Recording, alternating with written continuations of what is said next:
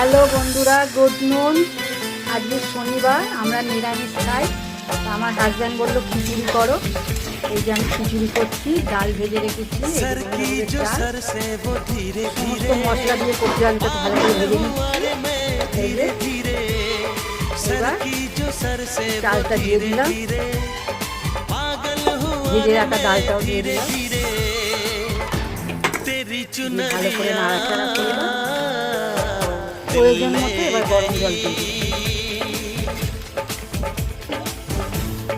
দিয়ে গরম জল করা আমার কিছু সম্পূর্ণ রেডি। এই যে ধনে পাতা দিয়ে দিচ্ছি।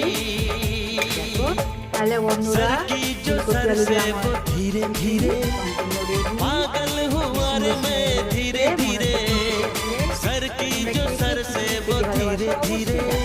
শনিবার আমি রান্না করেছি কপি দিয়ে আলু দিয়ে খিচুড়ি, যে আমি খাবো, বেগুন ভাজা।